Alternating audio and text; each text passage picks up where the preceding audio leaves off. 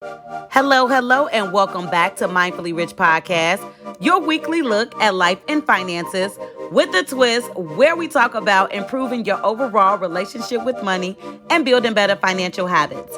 On each episode, I'll discuss real life situations and give y'all practical advice. The point of this podcast is to help you stay in your financial lane so you won't end up broke.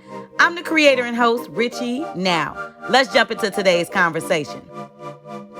What's up, y'all? I'm back on time, kind of late. Not really. It's still Monday. Okay, you probably listening to this on Tuesday, but I released on Monday just to prove something to myself.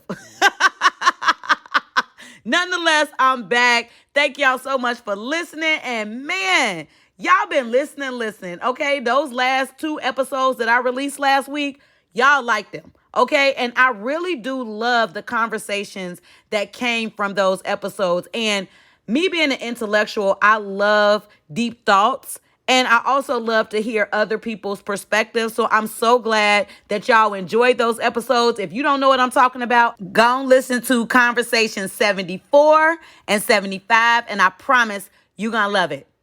All right, we're going to go ahead and keep this momentum going since I've been talking about dating and relationship type conversations.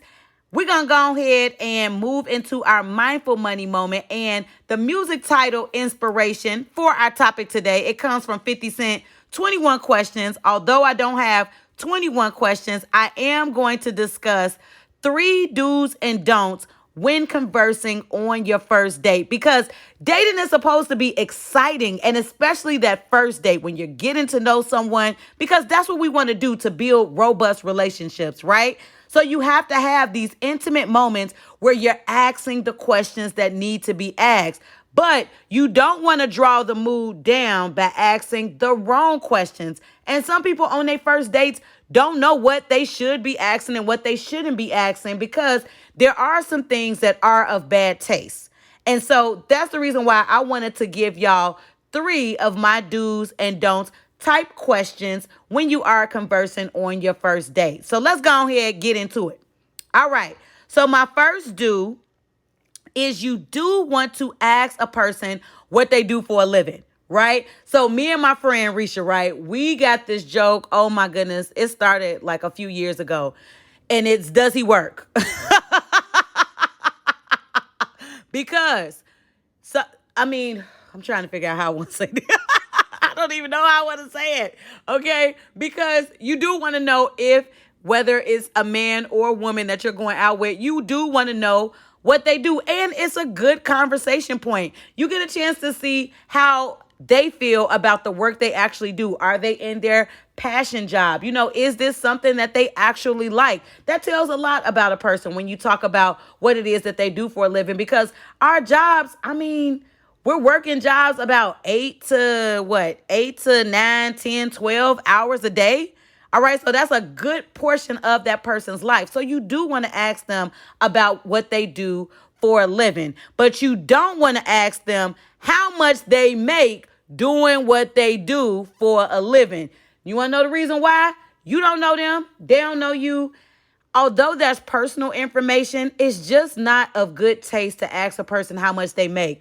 It's so easy just to ask them what they do, take that job, Google it, go to Indeed salaries, get a range of what that position makes. All right. You can do your own research on your own, but asking a person that, it's just not cute. And it's especially not cute. You know what? I'm not even going to say gender. I'm not even going to say it's worse when a particular gender asks another gender. It just don't sound good as a whole. Men don't like it. Women don't like it. So just don't do it. And this is the thing. Even if you do know how much a person makes, you don't know how much money they able to keep. So what? That's the amount of money that they make. You don't know their bills. You don't know what that situation look like. You don't know if they even good with money. Okay? So that's the reason why when you think you asking the question that's giving you some information, because say you go on a date, right? Say it's me, I go on a date with somebody and he say, I make $200,000, but he got $200,000 in debt and he's spending just as much as he make. What does that do me, right? What does that do me? Nothing. So plus, not even going to go into no souls. it's the first date. That ain't a question that you really want to ask. You want to try to get to know them on another note, not asking those heavy type money questions. It's going to be a time for that. But your first date, it ain't the time. Okay? So the second do is you do want to ask about their life experiences. You can talk about positive life experiences. I would stay away from the negative, but some people, they can go in that direction and it turns out good. Hey, whatever energy and vibe you trying to create on your date, that's on you and them. Okay? I don't really know about the negative situations because, of course, there's some negative things that you really shouldn't go into on your first date. You can really scare people away. So that's the reason why I said it just really depends on the vibe you trying to create on this date. But you don't want to ask your date about their credit score. If they start talking about life experiences that bring up credit, credit comes up a lot nowadays, right? So we talking about a first date. I don't think it's of good taste to start talking about credit on your first date, especially when you start asking, what's your credit score? Okay, I don't like that question. As a previous underwriter, I understand credit. I understand how to look at a credit report, how to judge it. I understand that it tells about a person's character. But I'm also at a point now that I've been in the financial industry 15 years, I understand that things happen. I also know that credit reports can be wrong. And if the information on a person's credit report is wrong, then their credit score is wrong. And there's so many different situations. So I want to run this through. So I just want to play this out with you because there's lots of people online that will say, ask a person about their credit score. I'm watching Ready to Love. And in the last episode, one of the girls, she asked this guy, what's your credit score? I cringed. I was like, that's so distasteful. The nerve, okay? Y'all don't even know each other. Like, get to know each other first. And so I know you think when you asking about their credit score, you getting to know them. That's not really trying to get to know somebody and you're going to turn them off. But this is the reason why I don't feel like you should. When you ask about a person's credit score, say that person was in the best credit position ever, right? Say they had an 800 because that's the score all these people be thinking is just great, right? But something just happened where a scammer got their social security number, opened a Verizon account, and now they went from 800 to 620. You're not even going to be able to see that story if they tell you, oh, it's 620. You don't even know. Say last month it was 800, but they got scammed and now they got a collection on there that took it down. All right. Or say they got like a 770 credit score, but they just an authorized user on their mama and they sister or auntie's credit cards, right? They ain't got no credit set up for themselves, but they got a 720 showing. That's the reason why you don't want to ask about scores because you don't know what you really asking. Figure out what you really trying to ask. And once again, asking about credit on the first date, that's a turnoff. Okay.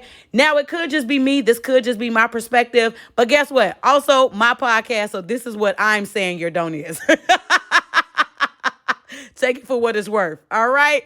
And so the third do is do expect to have a great time on your date. Go into this date positive. Have those intentions and say, this is going to be a great time. I'm going to enjoy myself. I can't wait to get to know this person. But you don't want to assume that person is going to pay for your portion of the date, whether that's a meal, y'all go out to like say a place and do something, y'all golfing or wherever it is that y'all decide to go. You don't want to expect that person to pay for your portion of the date. Still bring your own coins, okay?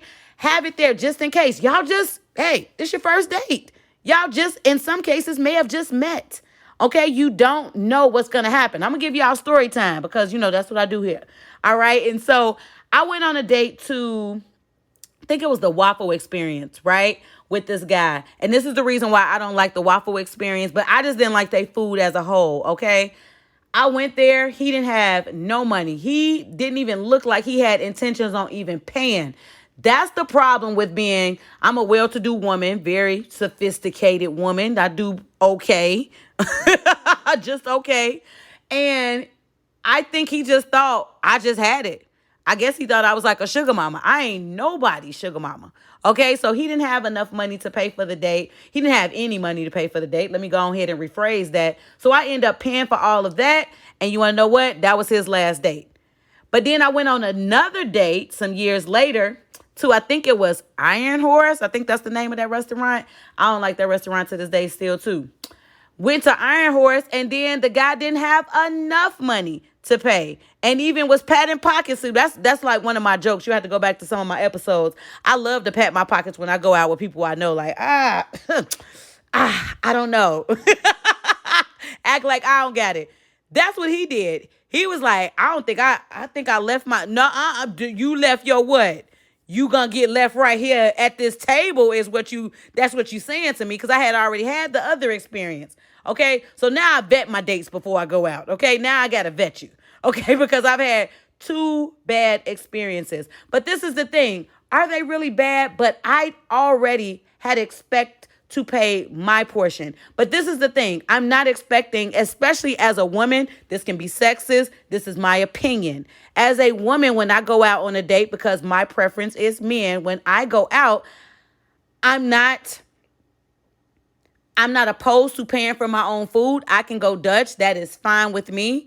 But I'm used to a caliber of men that are like, no, let me go ahead and pay for your food. That's a nice gesture, but I'm not requiring that.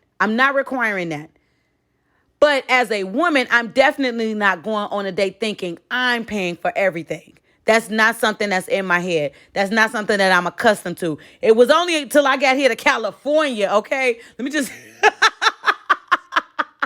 Let me stop talking bad, okay? It was California where I had the 2 bad dates. So that's just my opinion there. Now I'm ready. I'm always ready to make sure that I can pay for my portion of the date, just because you never know. Things can go left. You don't know what can happen. And things happen all the time. All right. And once again, y'all don't really know each other. It's the first date. So why not have it just in case? If that person, whomever it is you're going on a date with, if they decide to pay, that's just a great gesture that they decided to do. So let's go over those do's and don'ts once again. The first do was, you do want to ask a person what it is that they do for a living. Do you work? Okay. Don't ask them how much they make. The second do was, you want to get to know your date. Ask about life experiences. You don't want to talk about those life experiences that revolve around credit, that lead to asking about credit scores and things like that. That third do is, expect to go out, have a great time, because you should. That don't is, don't assume that the other person will be paying for your portion of the date unless it's already discussed. Sometimes you will have those discussions. And you want to know what? It's not a bad discussion to have, because you don't want to have expectations and assumptions and you end up salty at the end of the day. Okay? And so that's it, y'all. I hope that this information has been helpful or beneficial to you, especially for all my single folks out there who are dating like myself. Y'all take this information and, of course, do with it what you want. All right. And so I just want to say thank y'all so much. Really appreciate y'all listening. Y'all have really been listening and sharing the episodes. The downloads are going up. The subscribers, I don't even know if it's called subscribe. I don't know. I think you follow on Spotify. You may subscribe on Apple Podcasts. There's so many different platforms, and I'm on all of them. So write the reviews for all of y'all who are on Apple Podcasts. Please make sure that you write a review. Share these episodes. And when you share, copy me. Is it called copy? Tag me. Okay, look at me. My age showing.